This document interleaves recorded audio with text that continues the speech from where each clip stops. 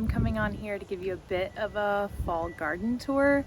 Apologies for squinting. I think the sun is like, it's not cloudy today, and that's really nice. But this is just the best spot for me to be in. But see if you can spot Pangea in the window. Hi, baby. I just had like a movie, maybe novel kind of moment where like a huge wind blew and knocked over these marigolds I just bought. And when I was like turning around to like pop them back up, I noticed, see if you can I put up like a weatherman point right there? There's a bunch of tomato plants that are there that I never noticed before, and I don't know how, and I was like revealed to me by this huge wind, so I need to water them.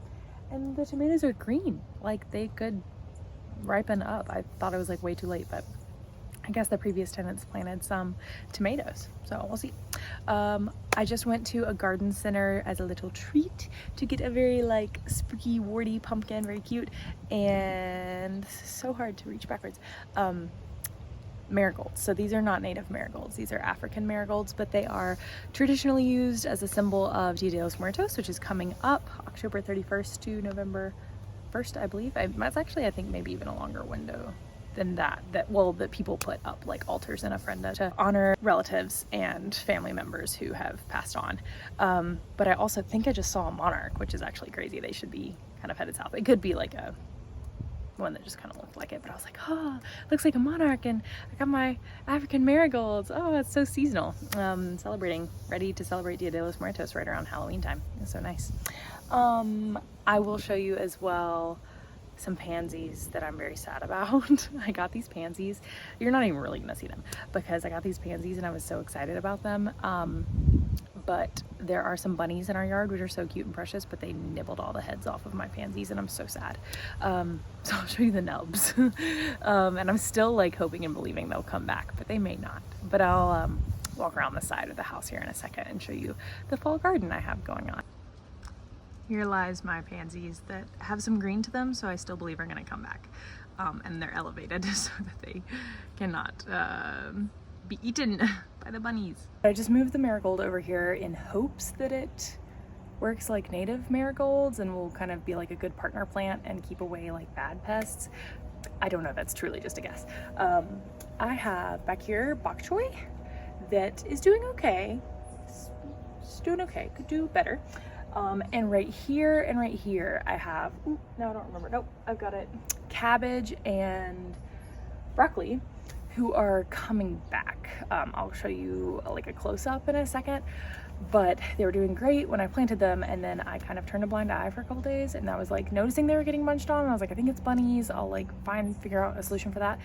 Come to find out, they were like much smaller munching, and then I was like, I have a feeling that this is cabbage white moth, which I've known about, but I haven't like known the specifics of. And I was like, it's kind of weird that a moth would eat the leaves, and duh, I'm kind of like dumb, like it's the caterpillar, like duh. But after looking on Reddit of all places, I figured out like some of the solutions and bought some like organic pesticide that I was like really leery of using. And I was like, well, I'll just use it if I have to. And I did not get a receipt when I bought it, and I didn't think anything about it. But now I'm so mad because I'm not gonna use it. I just came out here and just picked all the caterpillars off and just kind of like tossed them. Probably should have killed them, but like they were kind of cute and fuzzy and cute, and I didn't want to kill them, so I just kind of threw them. They might be dead anyways, I don't know. Because they were just like stalks. They were like decimated. And the cabbage white caterpillars, as you can guess, generally preys on cabbage, but also like all brassicas. They're like a related group of like broccoli, cabbage, Brussels sprouts. I think bok choy actually too, but my bok choy wasn't as affected. But yeah, picked them all off, and they've been like coming back, and I'm just watering them and they're fine. So I really would like to take back the pesticide. Maybe Lowe's will take it back without a receipt. I don't know, and I can get some store credit or something. But this is the starts half of my fall garden, and so I'm excited, and I hope that it actually like produces by like December time and I can like have some stuff. I think the broccoli will take the longest. I think broccoli I won't really get until January if it survives, so fingers crossed. I can kind of try to update you, and then I'll turn around in a second and I'll show you the seeds that I've planted. To be honest, I have it's not gonna be a great tour because I I have everything written down and like what I planted it in, but I didn't put my like plant markers in yet because I want to home make them. Maybe I'll do that at some point and be part of this vlog. Like write names on them, and they're just like wooden, but it's been so rainy I was like it's gonna kind of get ruined. But I think I can now. It's like we're past some of the big hurricanes and rainy like several day periods. But I planted carrots and onions and dill and catnip and I think there was one more. Hold on. 1, 2, 3, 4, 5. Carrot, onions, dill, catnip. There's one that I'm missing. I feel like it was similar to carrots. Oh, lettuces. And one of them is germinating today. So I'll show you, and I don't know which. So maybe I'll insert that. Whatever I planted in my red fabric bucket. I didn't buy pots because I really needed like large ones, and they're kind of expensive and will like take up space. And I found these like multicolored fabric ones that are actually still too big, but I've folded them down so I don't have to get as much soil. I bought like 2 big bags. And I really like them because they're color coded, and that's nice. And I can like, again, look at what I wrote down and find out what I planted. But then at the end of the season, or like when I need to move, I can dump the dirt and fold them up and wash, and they're like washable, so that's super nice. I can put the link in the description if you're interested in those. I got them on Amazon. I would have rather had gotten them in the store, but they're kind of hard to find at this point. I don't know why. But yeah, fall garden, and I'll just do kind of a pan over in the rest of my garden too. There's not that much to say. I have like succulents that are outside and maybe not supposed to be outside, but are seemingly doing better than when I've had them inside. So I'm kind of gonna like, some amount of neglect sometimes is good with succulents and plants. Like when I try to over care for them, I kill them. So they're doing fine. Yeah. Here's my broccoli that you can tell it was like truly just down to like stalks. They were absolutely decimated by these cabbage whiteworms. And here's where they're coming back. What is it called? What is it called? It's the apical meristem, but there's an S. It's just stem apical meristem. I'll have to look. There's the root apical meristem, that is where the roots grow out from the very bottom, and then there's an S apical meristem where new growth happens, like up and out. So that's broccoli. Here's cabbage that again you can see how it was decimated. Maybe not even as bad as the broccoli. Cabbage coming back makes me super happy. And then my bok choy is like okay. I didn't find any worms on here. I can't really figure out what it is. Maybe I need to look on Reddit for that too, or just the internet. But like the new growth is like, it looks pretty good. So I think it's okay. My neighbor gave me these crown of thorns starts, and I hope I'm starting them correctly. I just put them in water. I have no idea. I'm probably gonna kill them. But they're quite pretty, but also, yes, very thorny. So I'm like, I don't really know what to do with you, but just gonna keep going with it. So again, at this time, I do not remember what is in these, but this one is germinating, and I'll tell you later what is in each one, and we'll come label them.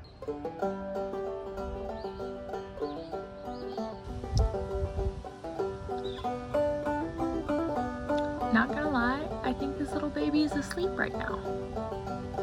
I think it's asleep. Cheers! Still sleeping.